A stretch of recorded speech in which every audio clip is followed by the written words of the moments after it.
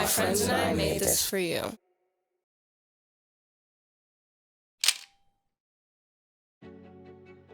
What if our public safety system met the needs of the people, of the residents, of the community?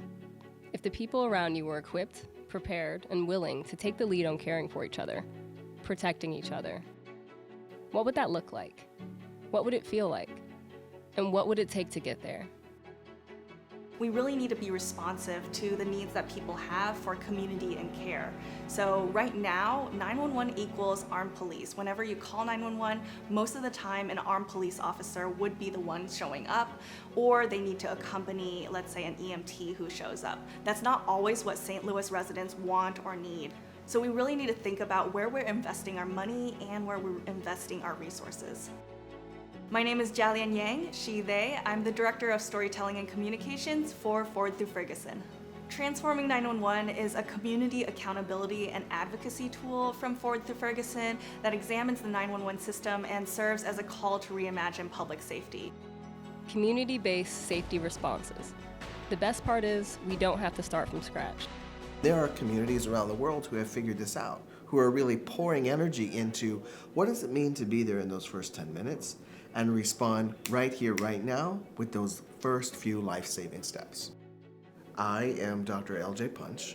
I'm the founder and executive director of The T, which is a community of health working to reduce the impact of trauma in St. Louis. I got involved in crisis response in my role as a trauma surgeon. While I had the tools, the expertise of the healthcare system and trauma response when it comes to the body being injured, I became acutely aware that the real healing and the real recovery happened within the self and out in community.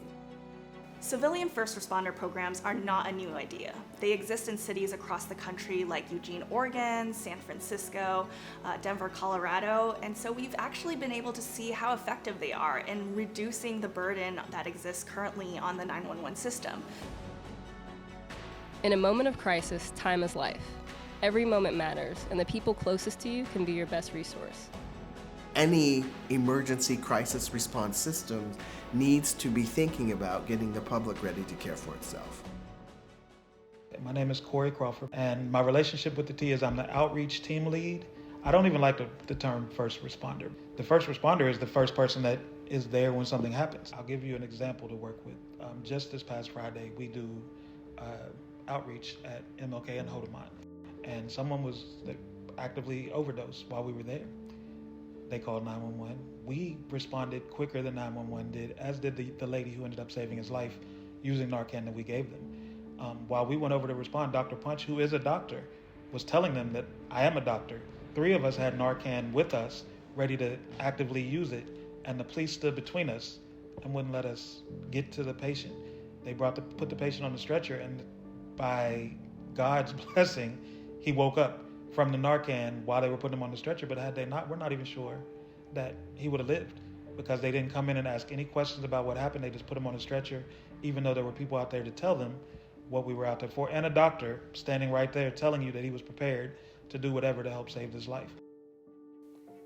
We keep us safe. We can start to build a public safety system that prepares everyday people to serve and support St. Louis residents. I've been really lucky to partner with Humans of St. Louis to share photo stories from real St. Louis residents across the region. And we hear a lot of different stories, and the common thread in that is that residents are disappointed in our 911 system. It's not because of the people staffing it. We have amazing dispatchers who are really passionate about the work that they're doing and trying their best oftentimes to give people the help that they need. The issue is that when people call 911, they don't want 911 to hang up on them, they don't want 911 to put them on hold, and they want to make sure that there's an answer on the other line. I dream of a 911 system that is infinitely more timely, because when someone has been traumatized physically, time is life. When someone is in an overdose crisis, time is life. When someone is crashing from the weight of mental anguish, time is life. I hope for a response which is far more reflective and representative of the communities that it cares for, as if a prerequisite of emergency response was affinity and relationship to the same community. It's time, it's past time for the St. Louis region to reimagine public safety and transform 911. We see 911 as the front door to the public safety system, so if you want to transform the public safety system, you do have to start with 911.